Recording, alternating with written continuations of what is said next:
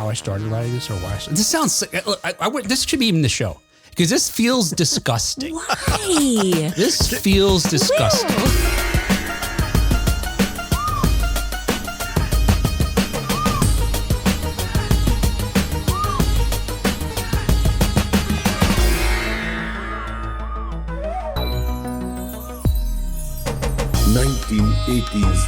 Now. Hey, welcome. This is going to be a trip, man. Hey, welcome, but we got to get out of here. You notice I'm stalling. I've been stalling for 15 minutes now. Hey, It's like you don't want to start the show even. What's going on? This is why I'm doing this, though, right? To force myself. Uh-huh. Hey, welcome back to whatever this is. We're going to call it a special episode of 1980s Now.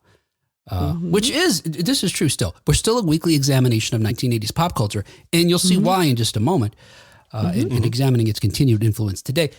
And there's no exception for what we're talking about in this bonus episode, but first I'm going to say my name is Will, and joining me as always are my good friends, Kat and John. Hey, guys. Hi, guys. Hello. And you are good friends for putting up with this nonsense, these shenanigans.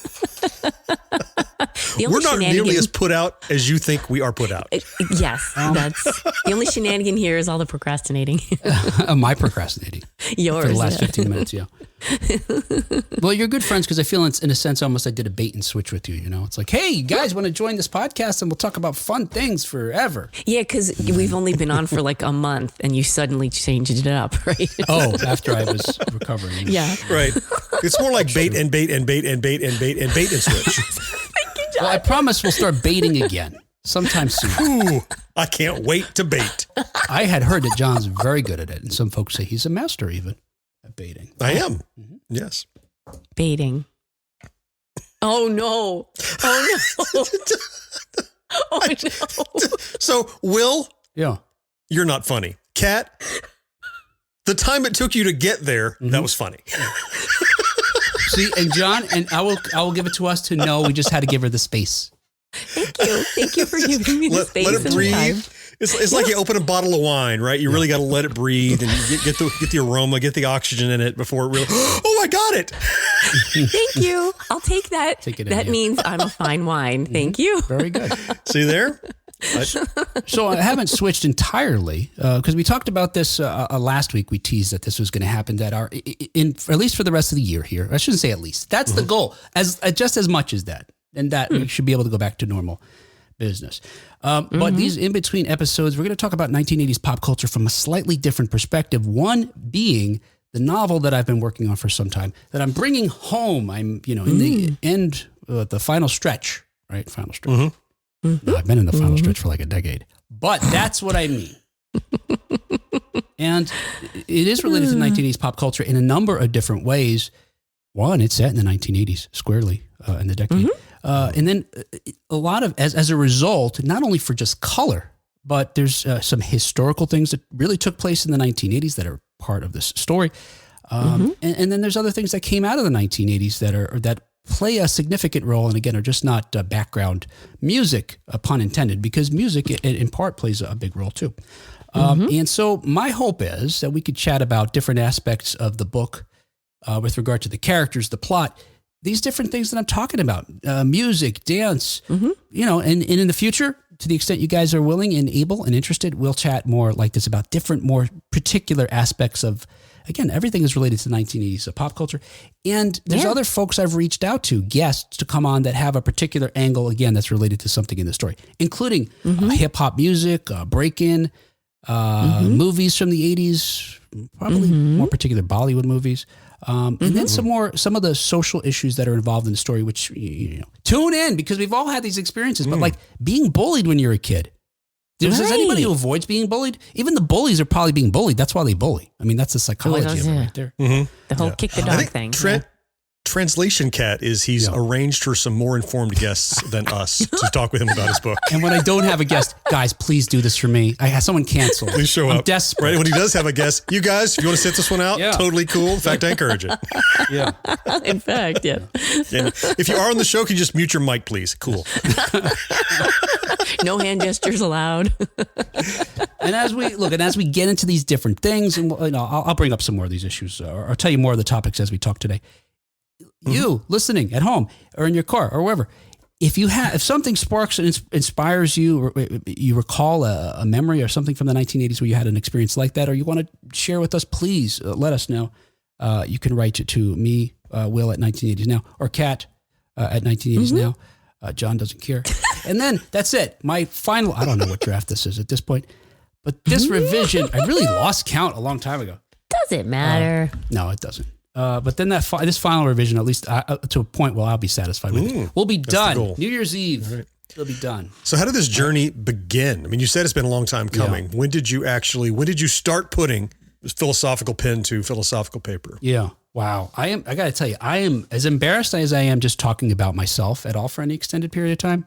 I'm thinking about regular listeners to the show. Would they think that's a lie? Oh. Maybe. Oh. Short bursts, I'm good. Short bursts, I'm good for a few minutes. Is it? I heard that about you. Hey, you're the master. You would know. I'd have to. Oh my God. Exactly. The authority, if you will.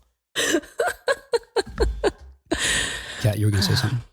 I was going to say something about liking hearing your own voice and talking about yourself are two different things. Ha!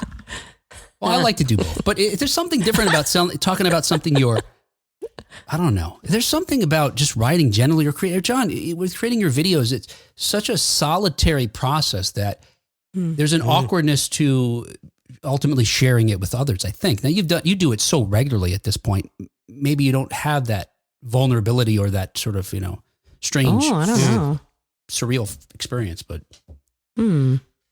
I get what you're saying. Yeah. I mean, probably, look, if you were publishing a book every week, that'd be something different. Right. But but you've done a fine job thus far tap dancing around my question. When did you begin this process? Right. Okay. So I'll just carry on as strange as this is. I've interviewed people before. A long time ago. Don't try to get out of the question. Yes. A long time ago. I want to say it was around 2007. So however many years ago that was. Nobody do the math. Was it 16 years? 16 years? And probably really what it was is, and I've told you guys this before, I used to have the opportunity when I lived where I lived years ago to do more artistic things, where I worked in theater in particular for years. Yeah. And did different things there. And when I moved to where I am now, it's different opportunities. I decided that I was putting that away. I was going to focus on being a real adult, which is silly. I was an adult when I did that. That's not fun. Yeah, no, it's not only not fun. You learn, I think anybody who has even a spark of creativity in their sort of souls, and most people do to some extent, you learn you can't suppress that impulse. It feels malignant too. It feels like you're making yourself sick almost. And I did it for years, For years I was trying to just suppress these impulses. But around 2007, I thought, well, here's something I can do. I might not have access to New York theater anymore, or these opportunities to write music or whatever. But I can write. No one can stop me from just writing fiction or whatever. So I started doing that. No one can stop me. No one can stop me. As if there were legions of people trying to stop you. It turns out your worst enemy in these situations is yourself. That can stop you.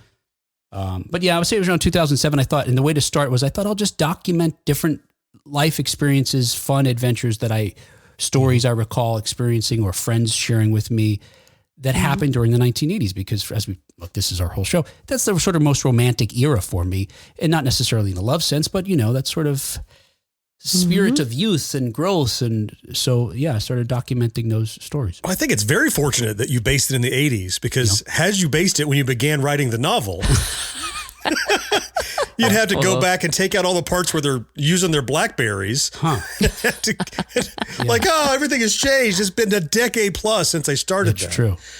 If I tried to make it a contemporary book, right. Because contemporary has moved somewhat since you began the basic outline. That's a good point. But you're region locked into this era that we know so well, so that helps. Yeah. And before you get into, I'm sure you're going to share with us. So I'm coming into this very cold. I've never seen a draft, the synopsis. I don't know the plot, anything like that.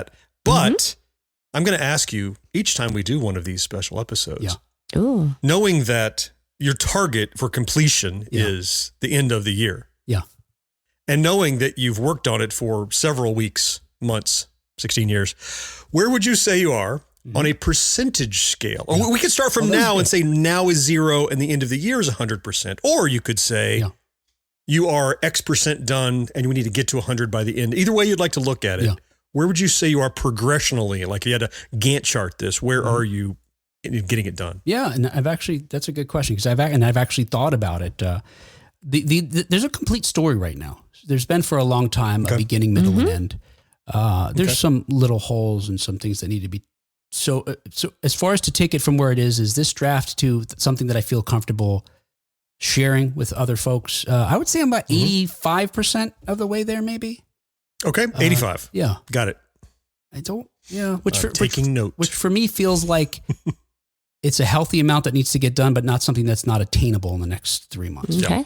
But yeah, and just to be clear, so John's never read it. He doesn't know anything about it, and that's fine. And I'm glad about that because he brings I'll say a different perspective, but he brings no perspective. And Katz actually has read a draft of it. The last draft of it. But, yes.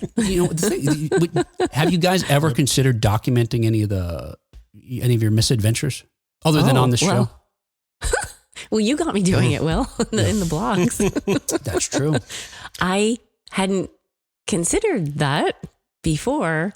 And I mean, well, it's hard to find time to write right now, but I kind of got hooked on it because you asked me, can you write blog posts a couple years ago? And I was like, no, I'll edit it, but no. And then you asked again and I was like, no.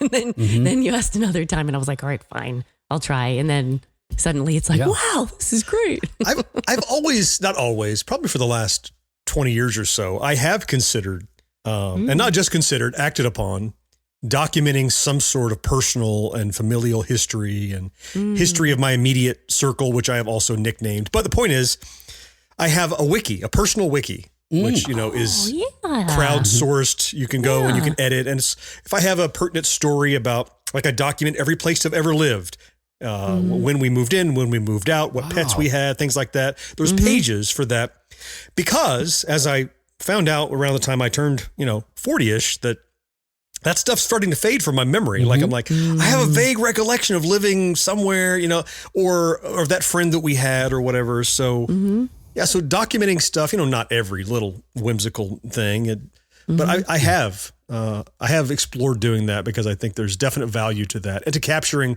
information for my descendants, who will never get a chance to know me. Yeah, that is really cool. Wow. A personal wiki. Yeah. Oh my gosh. We need access to that so I can put fake stuff in it. Yeah. Oh, it's available. I'll share it with you sometime.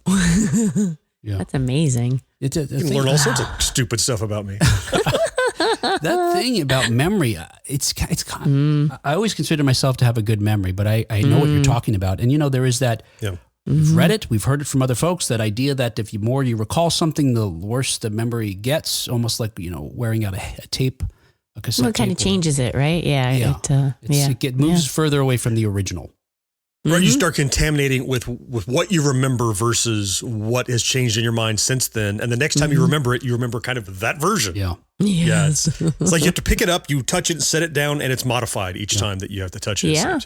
I used absolutely. to pride myself so much on having I wouldn't say photographic memory, but semi-photographic memory in the sense that pornographic is what.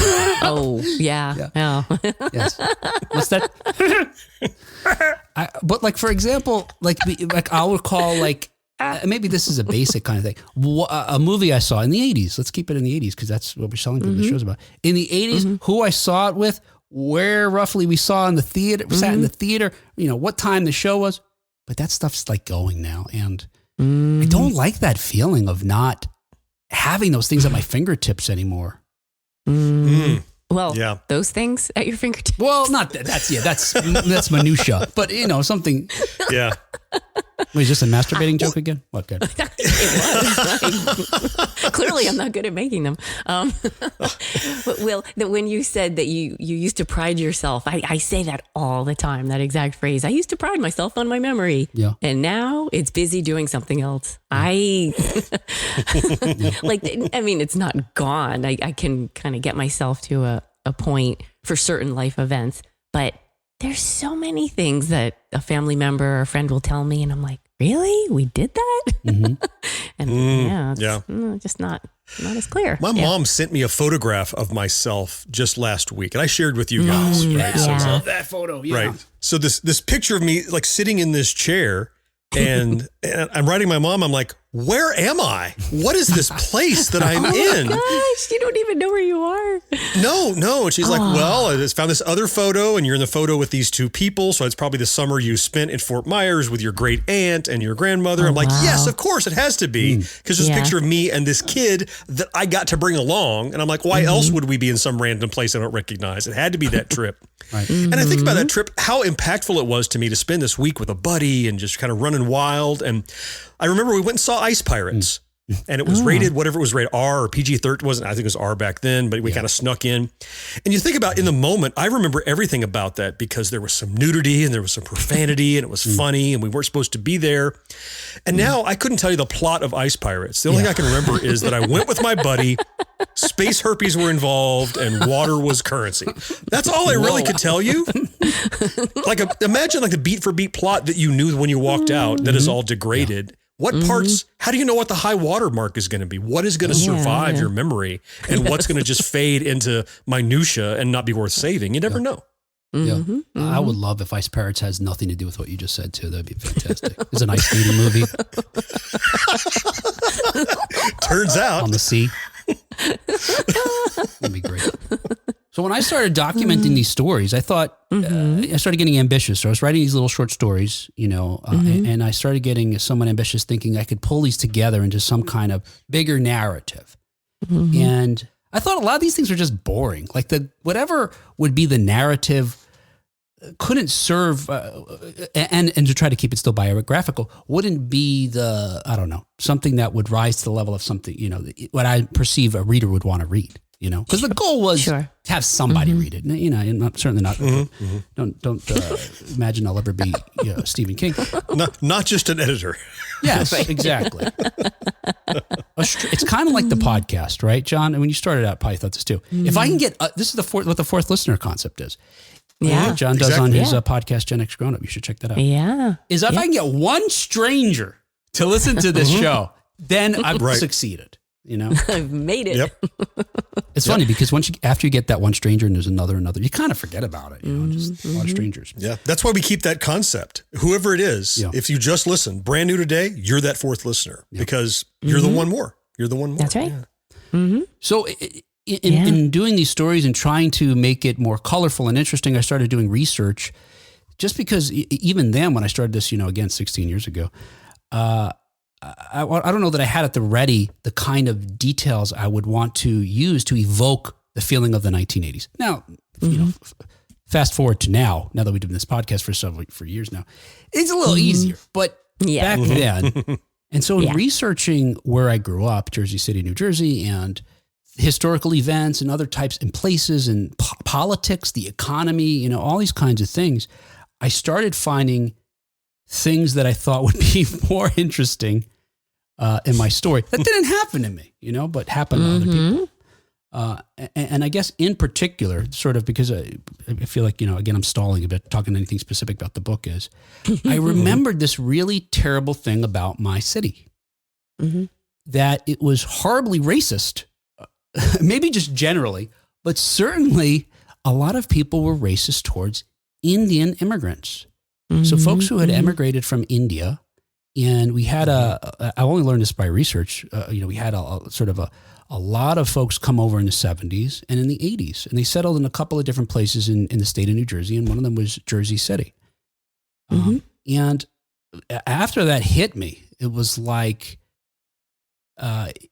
suddenly that character, a character that was my age that had immigrated, that had to deal with that, had to be in my story, be part of the crew. And as I started researching ways of making him more fleshed out and avoiding just doing a stereotype of a non-Indian person writing for an Indian character, I learned a lot more about what happened in Jersey City with regard to these, terrible, again, just terrible discrimination and hatred. I'll tell you about it a little bit here, and we could talk about it in another episode.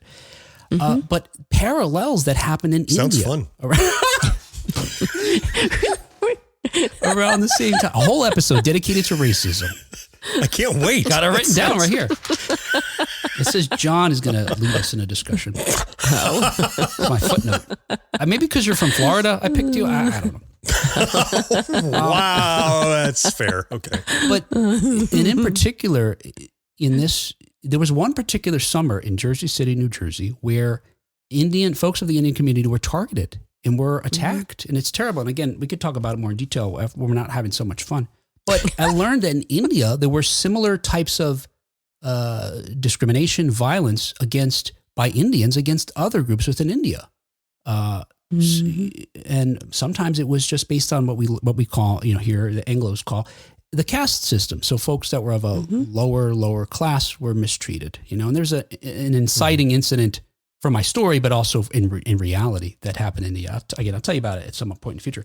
But so this character, this teenage Indian boy, he became in the story I left, he was going to be a proxy for the things that I experienced, but it made it easier to use him because some of the things I wanted to talk about, including race and dealing with, race, because I felt like I had my experiences with folks because, I'm half Puerto Rican and half every other race you could imagine, where folks would, call me derogatory names because of, my being half Latino. It's anyway, but it's easier to tell a story about somebody else who had these really terrible and exaggerated hyperbolic sort of experiences, It sounds like you created an uphill climb for yourself in this. I mean, I was curious because you had shared with us that it was going to be this Indian immigrant. I knew that much. And until you had told this little bit of a story of how you selected that, it made me wonder, they say write about what you know. Yeah. And you're not an Indian immigrant, right. So I understand you wanting to use him for a proxy, but it's really curious to me that it's almost like you made it more difficult for yourself because now you need to make sure you understand this other culture to then project your experiences through this other person and try to understand how they would interpret them. Yeah. Not ever having that basis. Right. I mean, have you talked to other, I expect you probably have over, how could you avoid in 16 years speaking with some Indian immigrants? But I'm guessing you did some cultural research or interviews or talking with friends or that kind of thing. Yeah. To get that in your head. Yeah. It became clear to me it had to be him and it had to be the situation just because of how they lent themselves to being able to tell my story, via these other characters. But you're right, John. I created this thing it became a block automatically, psychologically, because in no shape or form did I feel like I was entitled or had the information necessary to be able to do this. So, I read a lot of books about stuff that happened in India during the time period, stuff that happened in where I grew up during the time period and before. And it was only after I did that, that took a long time, that I started feeling more comfortable writing about these characters. When I felt like I had done enough research that I could write, I would write. And then I would hit a roadblock. Well, I don't know how this is. Then I'm doing more research. But ultimately, I got to a point where years ago, again, it was years ago, not 16 years ago, but maybe 5 or 6. Less than 16. Maybe 5 or 6 years ago. I did share a draft I did a couple of things. One, I met with a woman who's an author, or a writer and a journalist, who had written a short story about the thing I told you about that happened in Jersey City. A biographical short story of some things that happened to her when she was my age at that time in the 1980s. So I found her, we met, we had Indian food together in Jersey City. It was great. And I talked to her about it and she was very supportive.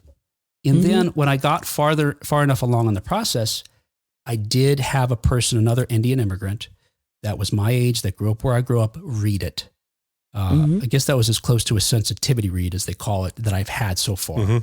And she said, she gave me a couple things like, I remember when we arrived in the country, I thought this, and another moment this. Otherwise, she was like, yeah, I think this feels legitimate to me. Very cool. But only because I did all the research that I feel comfortable. Right, yeah, certainly. Well, and plus, you're mapping a young man in his teens onto this other young man in his teens. Yeah. But unless he came over alone, he's got family and siblings and parents and things like that you've never been one of those. Well, now you have. You've waited long enough that you've been a parent. So now you have. But I mean, you know what I mean? You've never been that adult that has just immigrated. That's yet another layer of abstraction that you had to mentally and character-wise calculate. I can only imagine. It's a lot of work. And you know what? I want to keep this kind of high level for today, at least. And so we could definitely talk more about that. But to make it seem a little lighter and more interesting. Is there a quiz? What? No, I was going to say that an aspect of it that was true to my history Well, I don't know. Again, I don't. It sounds like I'm going to bring the story even further down. Please, I think it's interesting. I think it's a good story. It is Hang in there. Good story. Thanks, Kat. Kat read it. Okay, is. Good. It absolutely is. And this is fascinating because, right, like I have to keep reminding myself, John doesn't know. Yeah. John hasn't read it. And I have. So, Kat, you've read a draft of this, right? Is that yes? Okay. I have. Make sure. Yes. I don't think we mentioned that yet, but I'll make sure that because I kind of half knew that. I want to make sure that's what I understood. So you actually you have a full context. Okay. Yeah. Yep. I do. And Although Will would argue that I didn't pay any attention to the content and all I paid attention to was punctuation, which is false. Oh, good. Oh, it is false? Okay, good. Yes, it's false. Good. And maybe I should just say hi. This guy loves semicolons. Holy Moses. It was the opposite, John. She was like, not enough semicolons. She loves semicolons. I do. She loves commas and semicolons. Makes the world go around. I realize high level, let me just say what the story is. And I got to be honest with you. It's been hard to get this to an elevator pitch or a blurb that does it justice because I've done that and then shared the book with people. And honestly, they were like, oh, this is kind of different than what I thought it was going to be. Like, oh, crap. Well, that's not good. That's not good. But that's not what you write on the back jacket. Yeah. So I'll not what I expected. Or what was the other one? Not as shitty as I expected. Yeah, there you go. I knew one of you guys would remember. That was, So you're going to pull reviewers' quotes when you get it printed, right? Yeah. Mm-hmm. But the reviewers' quotes are all going to be people who were confused by the explanation they were given. Yeah. Not what I was expecting. This guy, 3 stars. Bait and switch, just like your podcast. So that's what it was about. Yeah. 4 stars, right? Just pull quotes. I get it just now. High level. This is the story. Okay. Real high level. Okay. Mm-hmm. And again, I'm not good at putting this in elevator pitch. I could tell you stuff chronologically in a sense because what? I just imagine real high level. Chapter 1. Into the weeds immediately. Right, exactly. Yeah, the wonkiest high level. Yeah. So again, this will be. I had to. Whatever. Okay, here we go. Stop explaining your explanation. Yeah, and just give us the explanation. The set. So it's set in the early 1980s, and just to keep it a super high level, we can go into more in the future. There's the family lives in India to start. And I guess in short, there's a father who is a police officer, a constable there, and a mother who is a member of a political dynasty and is still an activist, and their son, who is the protagonist that I mentioned to you, a teenage boy. And there's this upheaval of unrest in India, and as a result, the police officer feels helpless to do anything about it, and his wife winds up getting murdered. In India? Yes. Oh, my. And for reasons that I'll keep because some of this stuff is, I think, interesting, and you would want to read about it. The father and son go to America, and they both really the bulk of the story. So that we're told that what I just told you at the very beginning, essentially. But the bulk of the story is following the son dealing with his loss of his mother, the grief, and the father too. There's a parallel story where we see the father documenting sort of what happened, and I think there's like 8 or 10 little chapters. Leading when he meets his wife, leading up to when he loses his wife, and so we get to see his perspective in that regard. But most in him dealing with his loss in his own way.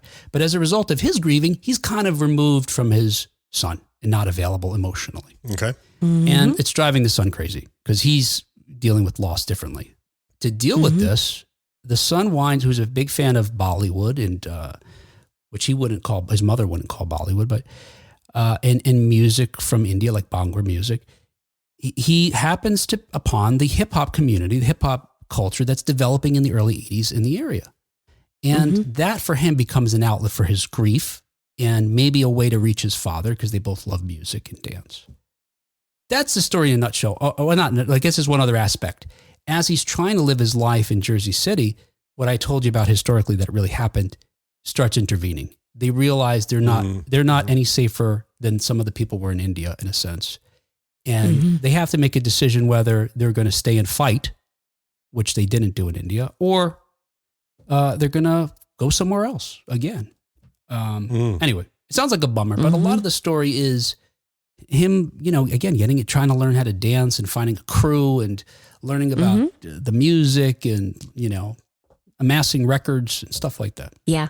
Not getting into the weeds myself. There's so many parts of it that like you might think, oh, this is a bummer. It's not. Like there's so many things that are happening that that Sanjay, the main character, is experiencing that are so compelling and very touching and sometimes gripping, and there's a lot of different layers of things happening. Wow. Which are thanks, yeah, Kev. really. You say you wonder about, whether or not this is a downer or whatever, but it sounds to me, again, not having any basis, I haven't read it, that you're starting at the lowest point for these characters. Right. So theoretically, it should be uphill from here. I would expect to see a story of recovery, a story of finding oneself is what I would hope. Because when you start someone at a tragedy, only a brutal SOB would then follow that up with more and more tragedy, the end. Brutal SOB, William Shakespeare. Okay, there you go. Yeah, you're right, John. Yes, it is very much that. It is about climbing out of that sort of nadir in their life. And it's not like process anything emotionally. It's not linear. Right. It's up and down. You're getting higher every time, but it's, you get dropped back down and finally maybe you'll climb out of it or not. Yes, absolutely. Just like Chumbawamba said. Yes. What? Now, I talked about, John, you mentioned about researching Indian culture to be able to write about it. And I did. But one thing that I was surprised that I had to do, and I did, was research a lot about hip hop culture, because although I lived and experienced it, when it was coming up in the 1980s, literally, I couldn't recall certain things. And some of them are fascinating to me. Like, how did we learn how to break? Like, this is something born out of the Bronx. We lived across the river from, Manhattan. But oral tradition, it had to be someone's uncle taught a friend it had to be, right? And then cross the river. Or knew somebody who lived there. Yeah. I'm trying to think, how did we in Florida learn to attempt to pop and lock and break and things like that? And it was, I have VHS footage inside of my band hall of my friends and I messing around with this camcorder, doing like pop and lock stuff, right? And beatboxing and stuff. And I think it gets to you. It seeps into your pores through if you are exposed to pop culture when that's coming up. Because even if you were like initially, like I told you, I started out just listening to country music and didn't know until I got to high school that there was other music. I just thought that was other weird. Oh, is that they're using the movies, soundtrack stuff, right? No, there's other like pop music. And when I started getting into hip hop and rap and stuff like that, you want to see what they're doing at MTV. You want to see what the Fat Boys are doing. You want to see what Run DMC is doing. And whatever they do, you're like, can I do that? Can I work my body to do this crazy thing? Yeah, and so I don't know of anybody in my little neck of the world that got taught anything. Yeah. It was just all imitation of seeing what famous people were doing, who had just gotten famous, by the way. They were nobody famous suddenly. And this is what they had been doing, throughout their young lives. Yeah. And and you remind me, of course, mid 80s, later 80s, we had some films. We had the break-in films. We had the featuring better dancing Beat Street film. Before Electric that, Boogaloo. Before that, you had and I'm trying to remember if this is where you had some TV shows that featured it, and I think locally we probably had shows before other parts of the country were featuring dancing. Wild Style, that film came out before Breakin' even. It's like it came out 82 or 83. Rerun on What's Happening. Rerun, late 70s. He is a popper and locker that came up with Tony. I know.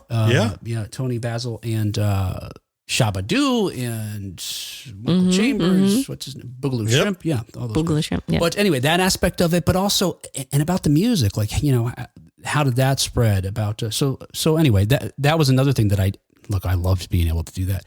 But reading a lot about hip hop, what actually happened, history that was wasn't just anecdotal. That's interesting to me that you had to research that. Yeah. It didn't occur to me that you weren't just telling what you had lived. I think about I try to map myself when I'm trying to understand people's journey. I try to map myself onto there and go, what decision would I have made in that scenario? Yeah. And so I would never have mapped onto this Indian immigrant family, but I would have mapped onto someone, I'm sure. It wouldn't have been just me, but it wouldn't have been about hip hop. It probably would have been about, Dungeons and Dragons or the arcade gaming community or things like that, because that's another subset. And I lived that and loved that and couldn't tell you every little detail about it. So I get where just because it's something you're passionate about doesn't mean you're ready to write about it chapter and verse necessarily. Yeah. Sure. Yeah. All right. So, hey, look, guys, I really appreciate your time. I think that's enough for today. As far as, again, I wanted to give you a flavor, at least of what the story is.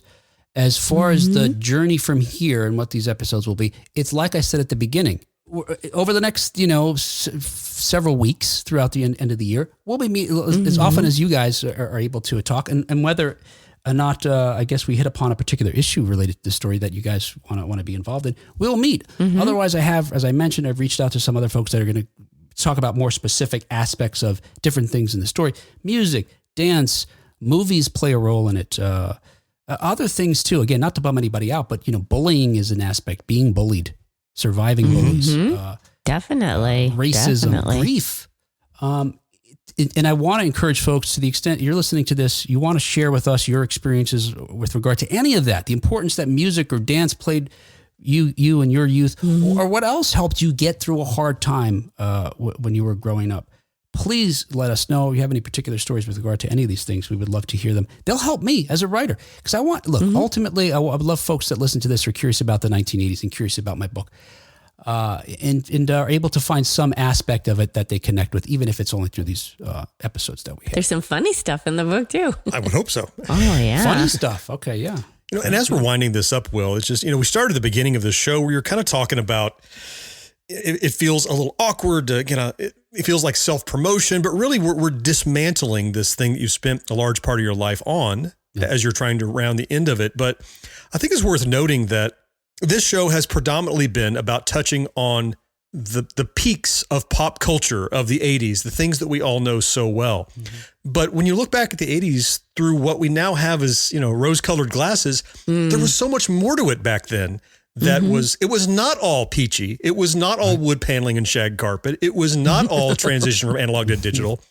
There was plenty going on in the world that is also part of the 1980s experience that is not about the VMAs and Indiana Jones and stuff like that we also lived.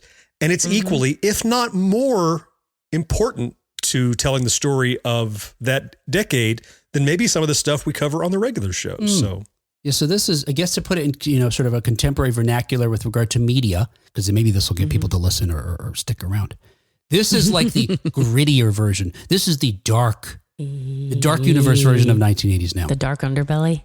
The dark underbelly. Yeah, that's it. The dark underbelly. Of 1980s now. No, you're right, John. This is the minutia that gets swept under the carpet that is just as much a part of our experience as anything else.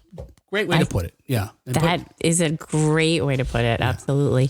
And how did we get here from there? Right. Like there's a, This is some of the mastic, the grout that's sticking together all those other episodes. There you go. Hey, next week we're back to our regular show where we're going to be talking about some of the controversial songs from the 1980s. Ooh, songs that were considered scandalous at the time. Some that were maybe considered scandalous now, thinking back. Ooh. And I'm guaranteed there's some that have lyrics in them. This is what I'm going to challenge you guys to do when we talk about this. I'm going to give you a song and see if you can't figure out why it's a problem. Because some of them I don't think it's going to hit you. Gotcha. Right away. Well, they're all going to pale in comparison to WAP, I'm sure. So whatever it is, we'll survive. Very good. Okay. Hey, we will talk to you next time on 1980s Now. Until next time. Bye-bye.